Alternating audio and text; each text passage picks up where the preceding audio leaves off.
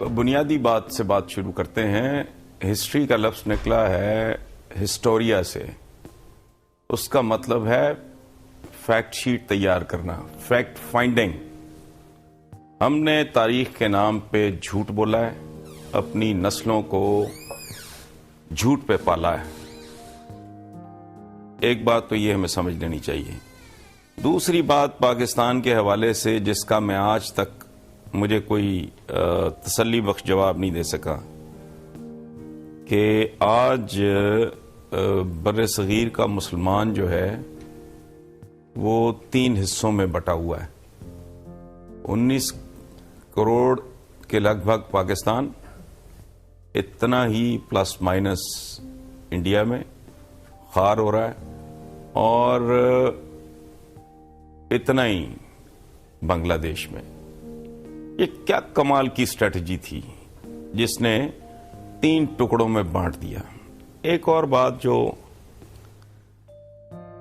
پاکستان پہ قبضہ ہوا فیوڈلز کا، چونکہ مسلم لیگ سوائے دیکھیں کتنا بڑا المیہ ہے یہ، کتنی بڑی ٹریجڈی ہے کہ پاکستان کہا جاتا ہے، جو ملبہ ڈالتے ہیں کہ جو قائد اعظم نے بنایا اور خواب دیکھا اقبال نے، وہ بھی لوور مڈل کلاس کے تھے. اقبال صاحب اور جناح صاحب بھی لوور مڈل کلاس کے تھے.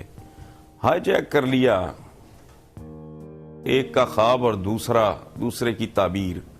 دونوں کے آگے کوسچن مارکس ہیں، لیکن چلیں جو پڑھایا جاتا ہے اس کی روشنی میں بات کر لیتے ہیں. وہ موٹے پیٹوں والے، بڑی بڑی گردنوں والے، مونچھوں والے انگریزوں کے دلال ٹائپ لوگ. یہ ریکارڈ کی بات ہے، میں اسکرپٹ میں نے نہیں لکھا.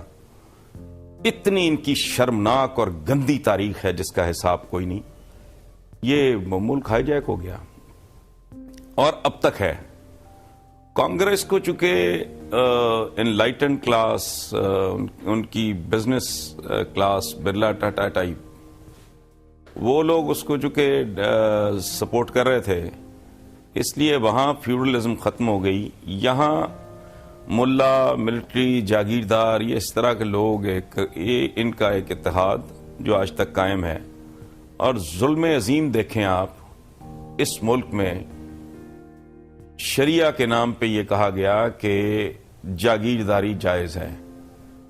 تاریخ میں یہ بات موجود ہے کہ عالم اسلام میں ایک بہت بڑا تنازع کھڑا ہوا تھا جب یہ ایران، عراق، شام، دمشق یہ سارے فتح ہوئے، تو ظاہر ہے کروڑوں ایکڑ اراضی موجود تھی. تو ایک لابی تھی جس نے کہا، ایک گروہ تھا اور وہ اکثریت میں تھے، جنہوں نے کہا جی کہ ہمیں جاگیریں دی جائیں. حضرت عمر بن خطاب بہت عالی شان آدمی تھے. انہوں نے کہا نہیں، قرآن کی روشنی میں یہ مال غنیمت نہیں ہے، یہ مال فے ہے، یہ اسٹیٹ اونڈ ہوگا، مال غنیمت ہے جو تقسیم ہوتا ہے. وہ لابی چونکہ اکثریت میں تھی اور بہت طاقتور لوگ تھے، بڑے مؤثر لوگ تھے، بڑے معتبر لوگ تھے، اور ان کے لیڈرز میں سے سیدنا بلال بھی تھے. تو انہوں نے کہا اس طرح غلط روایت اسلام میں پڑ جائے گی جاگیرداری کی، تو میں نے نہیں یہ ہونے دینا. اور اتنا پریشر بلڈ کیا ان حضرات نے کہ حضرت عمر کو حضرت علی سے رابطہ کر کے انہیں کانفیڈنس میں لینا پڑا، ان کے ساتھ یہ شیئر کرنا پڑا مسئلہ. انہوں نے بھی حضرت عمر بن خطاب کو سپورٹ کیا. اور پھر دنیا کی تاریخ کی بات نہیں، اسلام کی تاریخ کی بات نہیں، پوری دنیا کی تاریخ میں پہلی بار اگر کہیں لینڈ ریفارمز کمیشن بنا تو وہ حضرت عمر بن خطاب کے زمانے میں بنا. آج یہ کیا تعویلیں گھڑتے ہیں، یہ کیا حرکتیں کرتے ہیں، کس کی آڑ میں؟ وہ جو اقبال نے کہا تھا، خود بدلتے نہیں قرآن کو بدل دیتے ہیں. تو یہ جاگیرداروں کے اور جرنیلوں کے ہتھے چڑھ گیا. 3rd کلاس قسم کے موقع پرست پولیٹیشنز تھے. جناح صاحب تو آتے ہی رخصت ہو گئے.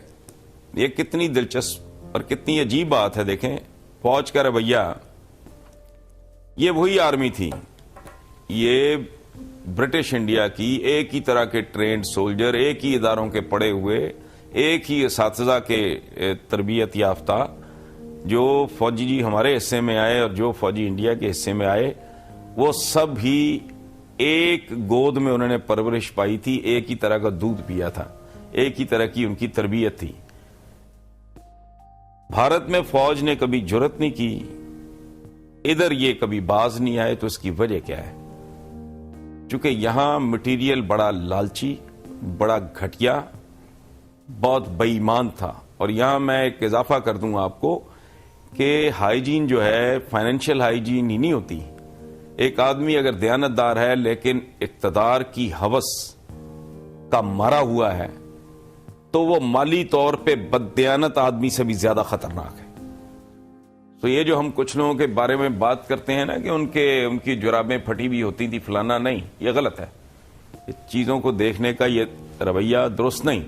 یہاں لیٹ می ایڈ ایک پارلیمنٹرین کا جملہ کہ جو قومیں اپنی تاریخ کو ڈسٹارٹ کرتی ہیں، اس کو توڑتی مروڑتی ہیں، ان میں گند ایڈ کرتی ہیں، اینگلنگ کرتی ہیں، ان کی حالت ایک ایسے بوڑھے جیسی ہوتی ہے جس کی نظر بہت ہی کمزور ہو چکی ہو، اس کو دھندلا دکھائی دیتا ہو اور وہ اپنی نظر کی اینک اپنے ہاتھوں سے توڑ دے۔ ہوتا یہ ہے کہ جب آپ اپنی نسلوں کو جھوٹ فیڈ کرتے ہیں تو وہ ان کے پاس فیکٹ شیٹ ہوتی ہیں۔ آپ اگر اعداد و شمار ڈیٹا اگر کمپیوٹر کو بھی آپ درست فیڈ نہیں کریں گے تو even computer will not be able to give you the right answer.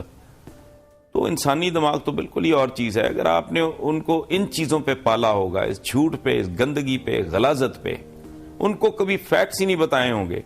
اور میں آج سوچتا ہوں کہ ہمارے سامنے اگر اتنی ڈسٹورشن ہے تو ہمارے وہ جو بادشاہ ہوتے تھے، یہ ایک اور بہت بڑا جھوٹ ہے، بر صغیر پہ مسلمانوں کی 1000 سال حکومت تھی، اس سے بڑی لغو بے بنیاد جھوٹی بات ہو ہی نہیں سکتی۔ مسلمان بیچارے کو تو 2 وقت کی روٹی محاورہ میں نے نہیں بنایا، 2 وقت 3 وقت کے کھانے کا تصور نہیں تھا بر صغیر میں۔ مسلمان جس دن کھچڑ کھا لیتا تھا اس دن اس کی بیچارے کی عید ہو جاتی تھی۔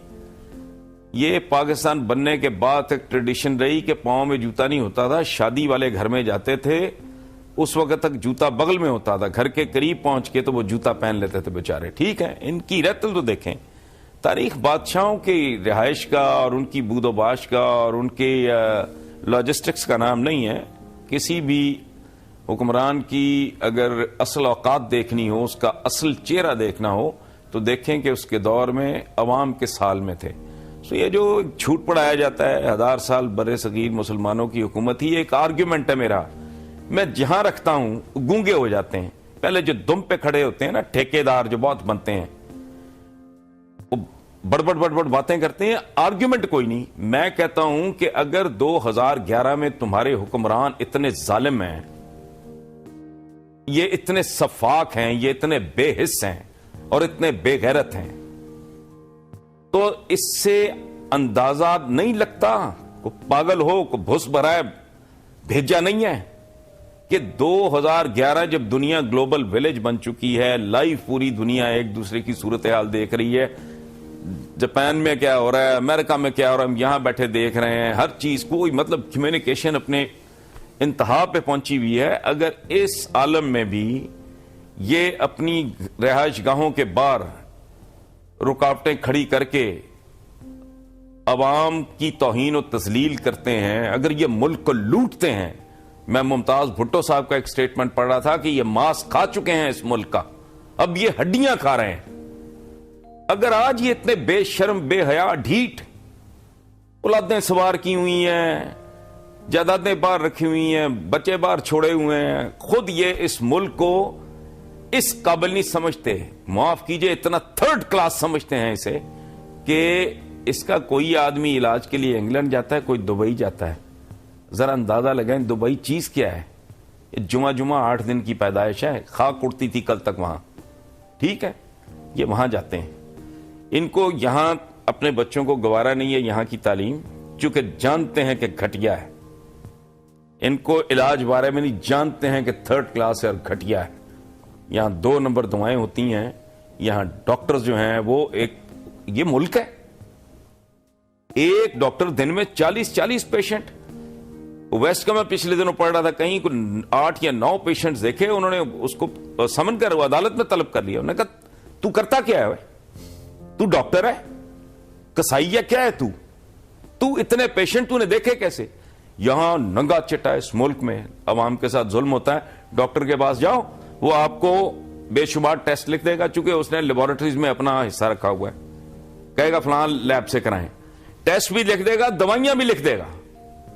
اندازہ لگائیں کانٹرڈکشن کا, ان کی بےہودگی, ان کی بدذوقی, بدتمیزی, ان کے ظلم کا, ان کی بے حیائی کا اندازہ لگائیں کہ بھائی اگر تو تم دوائی دے رہے ہو اس کا مطلب ہے تم نے ڈائیگنوز کر لیا ہے, اور اگر کر لیا ہے تو پھر ٹیسٹ کی کوئی ضرورت نہیں. غریب آدمی کے لیے تو بہت مہنگا ہے وہ. اگر نہیں کیا تو ٹیسٹ لکھو, دوائی کیوں لکھ رہے ہو؟ لیکن نہیں ہو رہا ہے, کارروائیاں ڈالتے ہیں. ہمارے پاس بنانا ہو لاسٹ ٹائم آپ آئے تھے سر, خبر بنے گی. لاسٹ ٹائم آپ آئے تھے سر تو سیاست دانوں نے کافی ساروں نے فون کر کے کہا تھا کہ خدا کے واسطے یہ تو بہت سخت ہیں. میرے خیال سے اس دفعہ کافی سارے ڈاکٹرز فون کریں گے. لیکن ٹھیک کہہ رہے ہیں آپ سر, ہم اگر پاکستانی ہسٹری کے ساتھ ساتھ اس کو لیتے ہوئے چلیں تو ابھی ہم نے بیفور پاکستان کی بات کر لی. آپ نے اشارہ کیا کہ جی بادشاہ تو تھے مسلمان, لیکن جو مسلمان عوام الناس تھی ان کا بہت برا حال تھا. لہٰذا یہ کہنا کہ سارے مسلمان جو ہیں وہ قابل فخر تھے اور وہ حکمرانی کرتے تھے اس خطے پہ, وہ تھوڑا جھوٹ ہوگا. And I agree with you sir. اب یہ پھٹی ہوئی جرابوں والی بات سے ذرا آگے چلیں, یا ذرا وہاں کھڑے ہوں تھوڑی دیر. پاکستان بناتے ہوئے یہ پاکستان تحریک نہیں, میرا خیال ہے تھوڑی دیر کے لیے پیچھے چلتے ہیں. یہ جو کیبنٹ مشن تھا 46 میں آیا, کیا نام تھا اس کا, آپ مجھے بتائیں. میرے بڑھاپے کا یہی ایک عیب ہے کہ یادداشت کمزور ہو جاتی ہے ذرا. اس وقت تک تو within the Union of India Jinnah Sahib رہنے کو تیار, کنفیڈریشن کے لیے تیار تھے. یہ ملک بنیادی طور پہ بانی ہے, ٹھیک ہے. اچھا, یہ ملک بیسیکلی اس کی بانی تو کانگریس کی کمینگی ہے. کانگریس اگر کمینگی نہ کرتی, کشادہ دلی کا تھوڑا مظاہرہ کرتی, اکوموڈیٹ کرتی, اور سب سے بڑی بات نہرو کا کمپلیکس تھا. چونکہ نہرو بہت قداور شخصیت ہونے کے باوجود جناح صاحب کے معاملے میں ہی واز اے میجٹ ان کے مقابلے پہ. جناح صاحب اپنی بریلینس, اپنی محنت, اپنے کیریکٹر, اپنی جو ان کی پرسنالٹی تھی, ان کی فزیکل پریزنس, نہرو کو خطرہ یہ تھا کہ وہ مکمل طور پہ ان کی موجودگی میں ایکلپس ہو جائے گا, اس لیے یہ حرکت کی ہے. پاکستان یہ باقی جب دیکھیں, بات سنیں, اس طرح کی موومنٹس چلتی ہیں تو جہاں جہالت ہو اتنی زبردست کہ یہ مامے بن گئے ترکوں کے, مطلب جہاں لیول یہ ہو کہ اماں بولی یہ فلانے کی, اور جان بیٹا خلافت پہ دینا, اور جو خلافت سے جان چھڑا رہے ہیں تو میں ان کا خیال نہیں, وہ چھڑانے والے کو اتا ترک کہہ رہے ہیں, اپنا باپ کہہ رہے ہیں ترک, یہ یہاں خام خواہ جمعہ جنج کے ساتھ. تو جہاں یہ لیول ہو وہاں عجیب طرح کے نعرے. بھٹو صاحب کو دنیا سے گئے مدتیں ہو گئیں, نعرہ لگا رہے ہیں زندہ ہے بھٹو, زندہ ہے. اسٹوپڈ سی بات ہے. اب تو نام بھی بدلنے پہ اتر آئے ہیں حسن نثار صاحب. صحیح, ایموشنل بات, اٹیچمنٹ, وہ سب ٹھیک سر, لیکن سیاست کری جاتی ہے حاضر حال میں. میری بات سنیں نا, بات سنیں, نہیں میری بات سنیں. وہ ایک اس کی سمبولک ویلیو ہوگی جی, زندہ ہے جی, اس کے کارنامے زندہ ہے, حالانکہ کوئی کارنامہ شارنامہ نہیں ہے. خیر, تو یہ اس وقت اگر کسی نے نیم خاندہ سے آدمی نے اٹھ کے نعرہ لگا دیا ہوگا, یا ہمارے یہاں تو خاندہ 2011 میں بھی ایسا جاہل ہے, وہ ڈاکٹریٹ کر کے اس طرح اگل رہے ہوتے ہیں لگ باتیں, بندہ سوچتا ہے کہ یہ تو از اے بلڈی کریک پاٹ. تو کسی نے اٹھ کے کہہ دیا ہوگا پاکستان کا مطلب کیا, لا الہ الا اللہ, یہ چپٹ گئے اس کو کہ جی یہ اس کا یہ مطلب. قائد اعظم ایک سیکولر آدمی, بحث کی ضرورت ہی نہیں ہے. میرے ساتھوں کو اس پہ آرگیومنٹ کرے تو میں ہاتھ جوڑ دوں گا کہ جا یار میرا نہ مغز کھا, میرا ٹائم نہ ضائع کر. قائد اعظم کی پرسنالٹی دیکھیں, اس کا لباس, بود و باش, ان کا رہن سہن, ان کا لائف سٹائل, ان کی ہر چیز, وہ تو انگریزوں سے زیادہ انگریز تھے, اس میں تو کوئی شک نہیں. جی سر, وہ جب ریٹائر ہوئے تھے بیچ میں 10 سال کے لیے, سر جب وہ مسلم لیگ سے ریٹائر ہوئے تھے تو وہ انگلینڈ میں جا کے انہوں نے سیاست کی تھی. وہ he was able to become a candidate for a party in England. وہ لیکن سر میں بالکل ٹھیک ہے, تھینک یو ویری مچ, آپ نے خلافت موومنٹ کی اسٹیٹمنٹ سامنے لے آئے. اب اتنے دیکھیں بات سنیں, اب میں اس میں بھائی میرے ایک میں اب مصیبت یہ ہے نا اس ملک میں سچ بوجن, میرے بارے میں لوگ کہتے ہیں کہ بہت منہ پھٹا آدمی ہے, پرواہ نہیں کرتا. میرے جیسا بندہ بھی سوچ میں پڑ جاتا ہے کہ یار اتنا بڑا سچ بول دوں تو کہیں ان کے بھیجے ہی باہر نہ آ جائیں. ٹھیک ہے, مطلب ایک ہندو لیڈر کا جملہ ہے ایک مسلمان لیڈر کے بارے میں, باقی I leave it to your common sense and the viewers common sense. Hindu leader نے ایک مسلمان لیڈر کے بارے میں کہا کہ یار برے صغیر کے لوگ بڑے ہی دلچسپ ہیں, میں گائے کا گوشت کھاتا ہوں اور ہندوؤں کا لیڈر ہوں, فلاں آدمی سور کا گوشت کھاتا ہے وہ مسلمانوں کا لیڈر ہے. اس نے اپنا کنفیشن کیا اس نے کہ میں گائے ماتا کا گوشت کھاتا ہوں. تو یہ یہاں کے لوگ جو ہیں کبھی غور کریں بر صغیر کی ٹوٹل جو مسلم پاپولیشن ہے اس کا کبھی آپ کھرا ڈھونڈنے کی کوشش کریں, پھر آپ اینالائز کریں کہ یہ جو 60-65-62 کروڑ مسلمان ہیں یہاں, اس میں کتنے عربی نسل ہیں, کتنے سینٹرل ایشینز ہیں, کتنے یہ افغان پٹھان, یہ اس طرح کتنے ڈراویڈینز ہیں, باقی جو لوگ ہیں ان کا اوریجن کیا ہے. ٹھیک ہے, نہیں وہ جو مسلمان ہوئے میں ان کی بات کروں, وہ کن حالات میں مسلمان ہوئے, وہ کیوں کر مسلمان ہوئے, اور ان کو اسلام کی کتنی سمجھ اور کتنا فہم تھی. یہ کوئی ریفیوج تو نہیں تھا, کوئی اسکیپ تو نہیں تھا.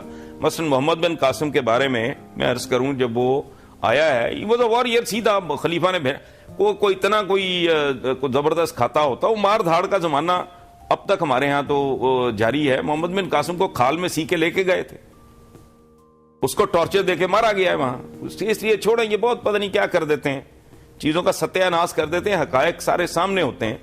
جب وہ آیا تو یہاں جو دلت ملت شودر تھے ان پہ 3-4 پابندیاں تھیں کہ اپنی پشت پہ جھاڑو باندھو گے تاکہ تمہارے نجس قدم جو دھرتی پہ پڑیں ساتھ ساتھ وہ جھاڑو صاف کرتا رہے. سر پہ ٹوپی نہیں رکھ سکتے, ساتھ کتا رکھنا ہے, دور سے پتہ لگ جائے کہ نیم انسان ٹائپ کو چیز آ رہی ہے, شودر آ رہا ہے. ٹھیک, اس سے بھی زیادہ توہین آمیز ایک ٹریڈیشن تھی کہ اگر اچھا جوتا پہننے کی بھی اجازت نہیں تھی, کہ اگر کسی دلت ملچ یا یہ شودر وغیرہ ان میں سے کسی کے گھر کے باہر اگر جوتا پڑا ہے تو اس کو اجازت نہیں تھی اپنے گھر میں داخل ہونے کی, چونکہ گھر کے باہر جوتے کا مطلب یہ تھا کہ کوئی معزز آدمی اندر ہے, and you are not suppose to go and interrupt and disturb ہم. بات سمجھ میں آئی آپ کے؟ یہ جو محمد بن قاسم عربز آئے ہیں تو ان کو یہ جب پتا چلا کہ یہ ایک کلمہ ہے, ایک لائن ہے, اس کے پڑھنے سے اور تو عزت ہمیں کو ملے نہ ملے, جو کہ نہیں ملتی, کنورٹس کو نہیں ملتی. وہ کبھی کوئی اس بہت ہی نچلے طبقے کا آدمی اگر قبول کر بھی لے تو بس ٹھیک ہے, اوکے شاباش, ویری گڈ, آگے فرق نہ کوئی رشتہ دیتا ہے نہ کرتا ہے فلانا.